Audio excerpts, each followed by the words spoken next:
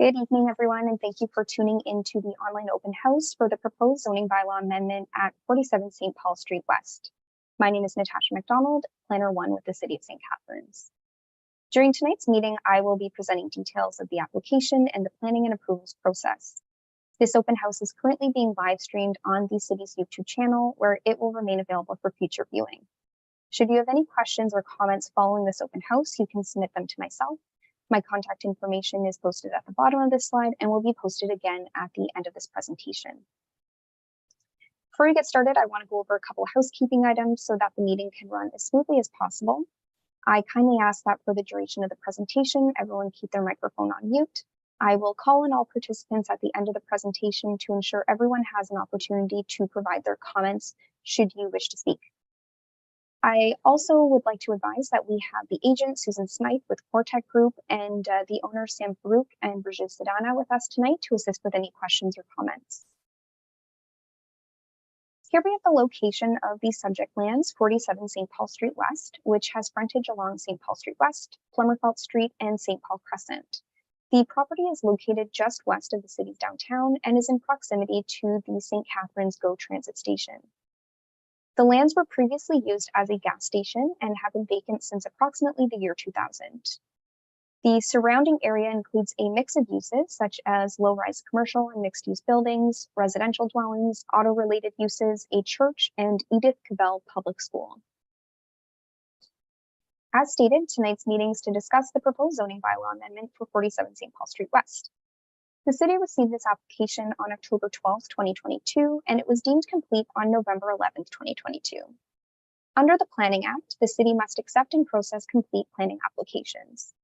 As part of this process, the application is circulated to various city staff and external agencies for their review.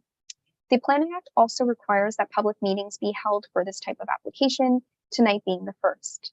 This meeting is to present the proposal and collect feedback. During the second public meeting, which will be held later this winter, City Council will consider the applications and make their decision. To provide a bit of planning context, the City of St. Catharines is forecasted to grow to 143,800 people by the year 2031, with 65,550 households. It is anticipated that 52% of this growth in St. Catharines will be accommodated on vacant lands within the built boundary of the city. To accommodate growth forecasts, policies and plans are developed by the province, region, and city to ensure that growth happens in a way that creates sustainable, equitable, and complete communities. Staff recommendation will consider both public input and planning policies. The applicant proposes a 5-story mixed-use building containing 1 commercial unit and 16 residential apartment units. A total of 11 parking spaces are proposed.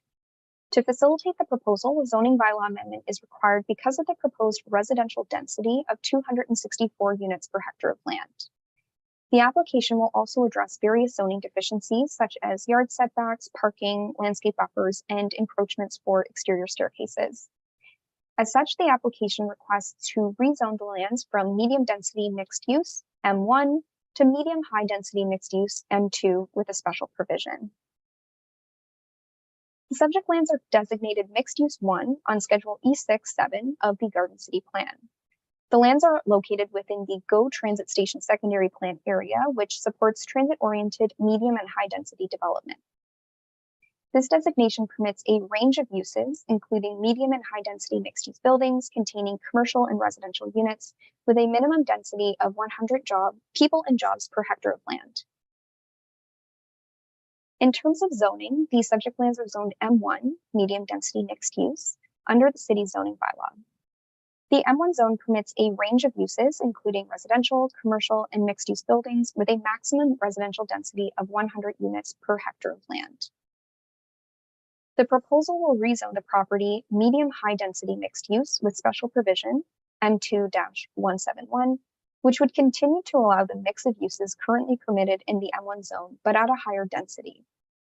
The applicant has requested a special provision to address some zoning deficiencies, which will be discussed on the following slide. The applicant is requesting site-specific zoning provisions, which include a reduction in the required front yard setback from Plummerfelt Street to the building, reduction in the required rear yard setback from the eastern lot line, reduction in the required exterior side yard setback from St. Paul Street West, reduction in the required exterior side yard setback from St. Paul Crescent, increase in the permitted density to 264 units per hectare, reduction in the minimum required parking spaces for apartments within a mixed-use building from 1 space to 0.7 spaces per unit, reduction in the minimum landscape buffers along St. Paul Crescent and St. Paul Street West, and an increase in the maximum encroachment for exterior staircases into a required yard. Staff note that considerable road widenings will be taken along all 3 frontages of St. Paul Street West, Flummerfelt Street, and St. Paul Crescent, which decreases the size of the site and impacts the yard setbacks then that can be provided while maintaining a functioning building footprint. Here is the proposed site plan for the development. The site plan shows the building footprint for the mixed-use building, which has been outlined in yellow. The ground floor is occupied by a commercial unit at the corner of St. Paul Street West and Flummerfelt Street.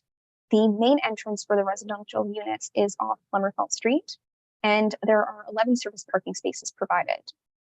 The upper floors will contain the 16 apartment dwelling units.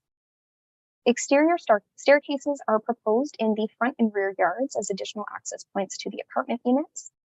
The proposed concept has vehicular access to the site via St. Paul Crescent, and surrounding the building will be a variety of landscaping to provide screening from the parking area. Shown here is the proposed elevation for the mixed-use building from St. Paul Street West. And shown here is the elevations from Flummerfelt Street. Prior to tonight's online open house, the city received comments from 5 members of the public regarding this proposal. Comments received so far included general support for the development of the lands, questions regarding the future tenure of the unit, as well as concerns regarding parking, traffic, and noise. At this time, the applicant has indicated that the residential units will be condominium in tenure. Regarding parking, the city zoning bylaw requires a total of 13 spaces for the proposed mixed-use building, and the applicant is requesting a reduction to 11 spaces. Staff are currently evaluating this request regarding parking requirements and function, as well as potential traffic impacts. Staff note that the subject lands are located within the GO Transit Station Secondary Plan, which encourages higher density development within proximity to the rail station. To mitigate potential noise impacts, a noise assessment will be required with the future site plan application. Potential mitigation measures such as requiring triple paned windows, air conditioning units, and/or warning clauses for future residents may be required. Another item to mention is the requirement of environmental site assessments to be completed on the property given its previous use as a gas station. A Phase 1 environmental site assessment has been completed to date, and a Phase 2 environmental site assessment and the filing of a record of site condition to the Ministry of Environment, Conservation and Parks will be required prior to development, as the ministry must deem the property as clean and suitable for residential use.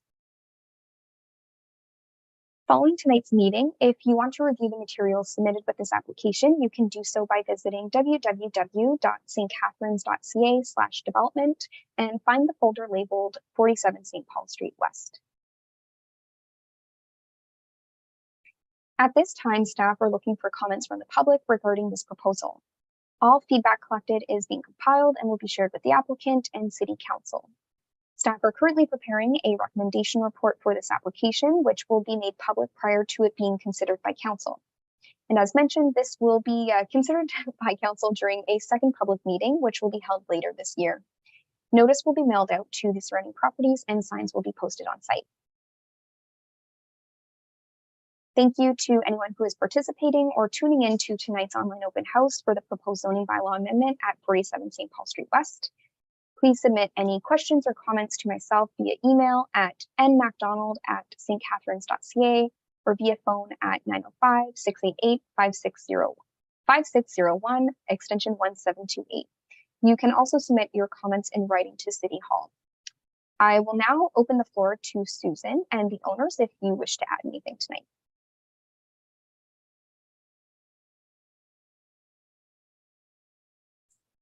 Yes, good evening. Thank you, Natasha, for the presentation. So yes, I am going to share a small presentation just to give a little bit more detail in terms of the proposed look and feel of the development on the site. So I will share my screen now.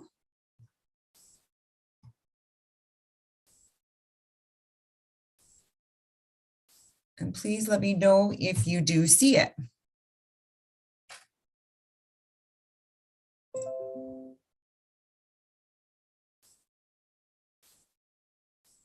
Natasha, do you see it?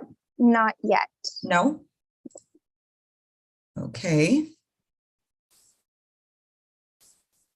Oh, it's loading now. Okay. Perfect. Okay. Thank you very much. Okay, so just to give a little bit of context on the existing conditions of the site. So originally, the site was used for residential purposes, so around 1921 timeframe. This was based on some site site investigations to deem that it was used for residential at some point. Through the course of 1965 to 1995, the site was then used for commercial purposes, including a gas station. However, since 2006, the site has been vacant. And there are images that I've been posted on the bottom of the slide just to show the condition of the site. So again, it's flat, no vegetation, and there are some, debris from the previous use. However, all of that site would be cleaned up to facilitate the development in the future. As part of the development application, there was an environmental site investigation or environmental phase 1 that was conducted. And the findings of that study concluded that the site did not exhibit any potential contaminating activity and or has any area of potential environmental concerns. The study did conclude, however, to do a phase 2 study, which is being completed. And that is just to reconfirm and identify if there is any requirement for site remediation prior to any proposed development occurring on the site. So again, on the images, you can see that it's relatively flat. As part of this application, there was a requirement to conduct a functional servicing study, high level preliminarily, just to confirm that there is the available connections to the municipal water mains, sanitary and storm sewers. Those details will obviously be further investigated and detailed through the subsequent site plan application following the proposed and pending approvals of the zoning bylaw. As Natasha indicated, the site is located within the mixed 1 land use designation, as well as the Ghost Transit Station Secondary Plan, which this designation has emphasis on a mixed use that's concentrated and for higher densities, that meets the objectives for transit services and less emphasis on non-auto movements. In terms of the assessment of the proposal against planning policies in this regard, there is the need to look at the provincial legislation, the policy statement, the growth plan, changes to new legislation, including Bill 23, with emphasis on more housing demands. And obviously, this is the policy framework and the guidance where it essentially directs any new development to be focused within the urban settlement area boundaries of which this site is located. In terms of the regional plan that was recently adopted in November of 2022, again, it provides additional policies and the direction on the type, the density of the range, and the strategic locations as to where, compact built form and higher density should be focused. The city of St. Catharines, again, the Garden City, with respect to that designation, again, it targets growth and intensification in vacant lands of which this is located.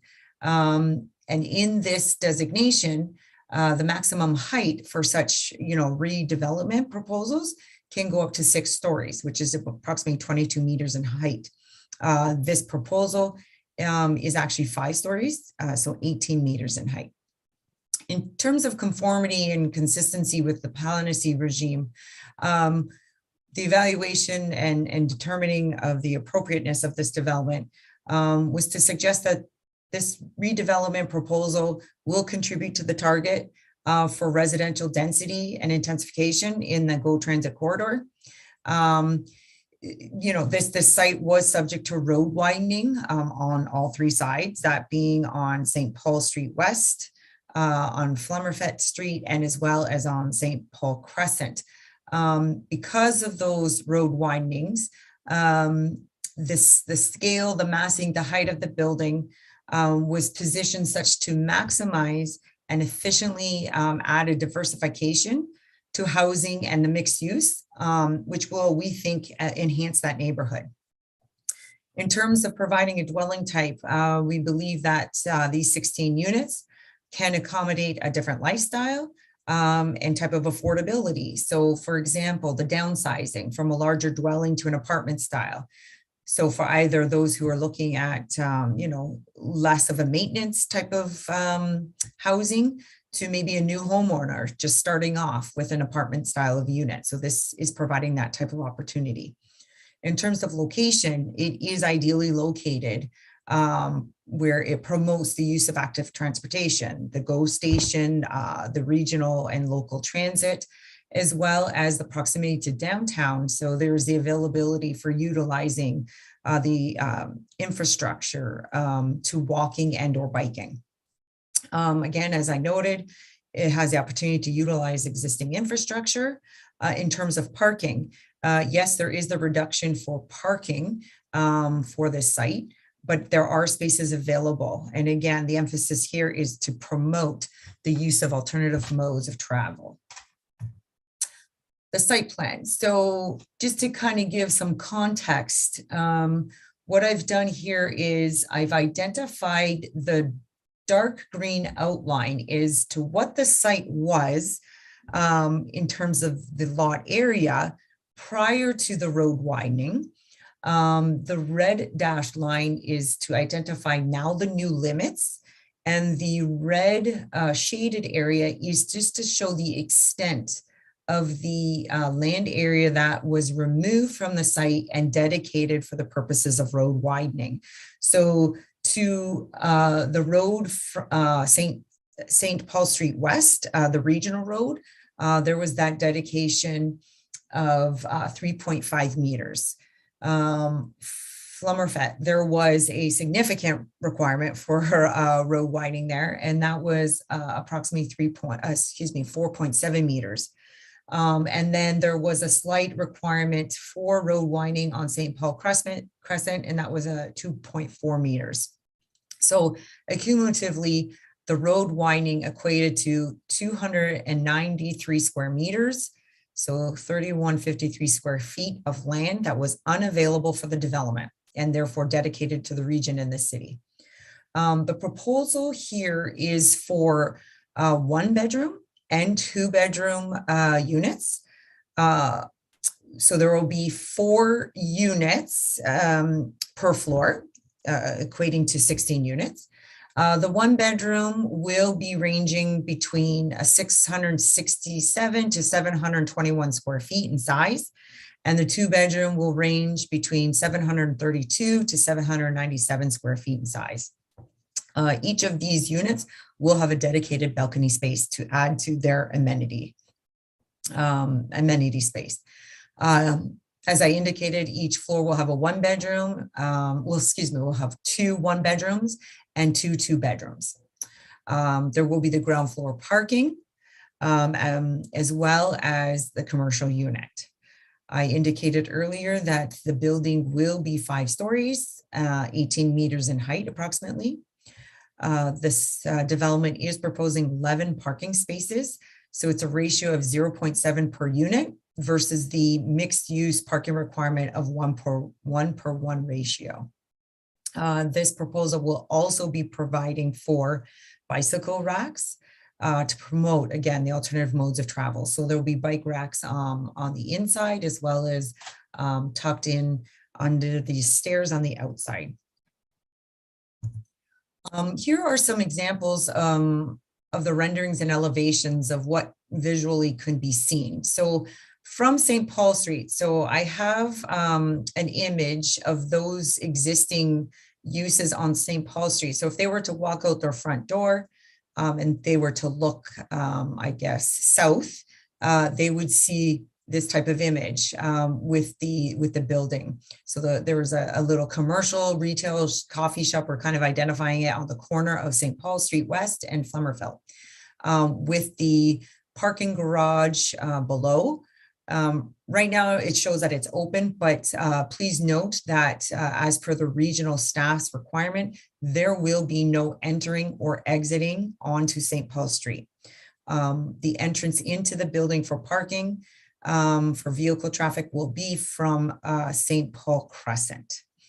The other image here is just kind of showing a little cross section of at the corner of St. Paul Street and Flummerfelt, just to kind of give you a visualization of how that would look. Here's an image. So from the view from St. Paul Crescent. So from the schoolyard, for instance, if they were to look north, they would see that image of the back of the building. So the entry into the parking on the ground level. And then there's off to the one corner here. This is just to show that that's where the garbage location would be stored. And then with the balconies and the residential units above. This image here is just to show the view from the adjacent property. So that being 45 St. Paul Street West and 130 St. Paul Crescent. So these units right now, based on this image, you can see that there are really no windows that would essentially, or any, clear view to the building on that side profile. Essentially, you would see the stairs, the exterior stairs of the building. Not to mention that there will be some vegetation planting along that side as well. So it will be visually pleasing for those adjacent uses. Here are some perspectives and images that we have developed just to kind of, put it into context based on what you can see in terms of materials and built form. Again, the view from Flummerfelt and the view from St. Paul Street. In terms of Natasha mentioning the request of the site-specific zoning provisions, again, because the zone is currently mixed use 1 M1, given the increased density and the scale and the requested reductions, it's more appropriate to be site-specific M2 zone. Again, just towards the goals of intensification along that corridor for the GO train. In terms of, again, the comments and questions received to date, the traffic study, I know that was raised to respond to that. At the time of the proposal being presented at pre-consultation meeting and through the course of preparing the documentations, the region and the city did not require a formal traffic study to be prepared. Primarily because St. Paul Street is and has been designed as a regional road and would be equipped to accommodate the projected trips that are anticipated by this development. As I noted before, the regional staff, however, did confirm that to maintain and not worsen or impact any of the traffic along St. Paul Street West, that no access for this development is provided, and that all vehicle traffic should enter and exit on St. Paul Street Crescent. Therefore, in terms of traffic data, there was nothing calculated or examined that identified anything from the school bus movements. So it wasn't thoroughly investigated for this proposal. Considering there is the amendment to reduce parking, and it is a ratio marginally from 1 to 0.7. The emphasis here is, again, to promote the use of the transit along this corridor, and also the convenient location to downtown and the local commercial retail uses along this corridor. So again, it's to reemphasize the importance of not being, dependent on the vehicle and use of other modes of transportation. In terms of the noise study, the region did confirm that they did not require a noise study. However, they did recommend that there are warning clauses provided in the development agreements to advise, future owners or tenants of the potential for traffic noise from the traffic on St. Paul Street, as well as the potential commercial related noises to the adjacent commercial uses. Additionally, they also recommended that there should be some mitigation measures, such as, central air conditioning be provided for the units, the possibility of triple pane windows to help with the noise impacts. In terms of road widening, I think I indicated that there was those requirements on all three sides. So those have been prepared, and reference plans will be prepared as part of the site plan approval process. And those areas will be dedicated to the municipality and the region. As noted as well, the type of tenure will be a condominium. There will be a price range. And again, this may fluctuate again as these conditions happen over time. But right now, the projection is for one bedroom between 400 and 450,000, and a two bedroom ranging between 500 and 550,000. And that concludes my presentation. So thank you for if you are attending, and I am available to answer any questions. Thank you. Thank you very much, Susan. So we do have one registered participant that was able to join us this evening in the Zoom meeting. Patricia, do you have any comments or questions that you'd like to ask staff or the agent at this time? Well, in regards to the traffic study, are they going to do a traffic study for, since the traffic is not coming off of St. Paul Street West, it's coming off St. Paul Street, Crescent, and Flummerfeld are probably going to be the main access points? So oh, sorry, continue. Are those roads going to be widened? And in that case, you won't have any of the landscape buffering?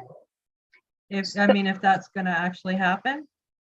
So to answer the couple questions there, the access for the property is currently proposed off of St. Paul Crescent. Yeah. In terms of requiring a traffic impact study, typically that's only required if the proposal has 100 or more residential units, because that is kind of the barometer for staff if any potential major impacts are going to be a result of that.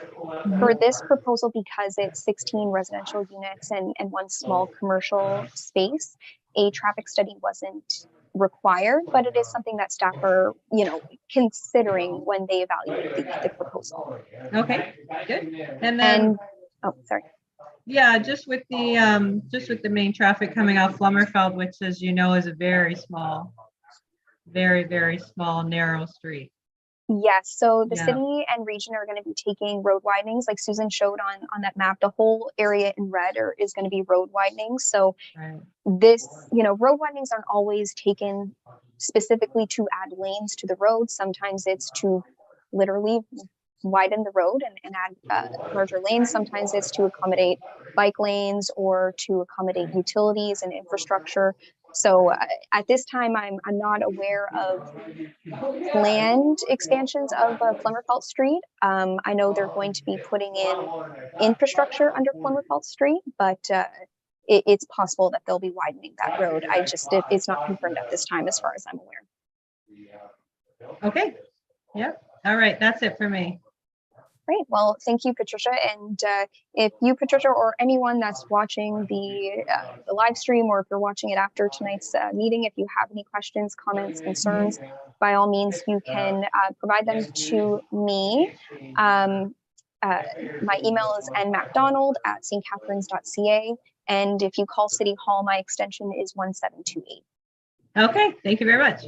Great. Thank you very much, everyone. I appreciate you participating, and anyone who is tuning in. Susan or Sam, do you have anything else to add before we conclude the meeting? No, thank you. I think we're good. Thank you. Great. Well, thank you. Thank you again, everyone, and have a great night.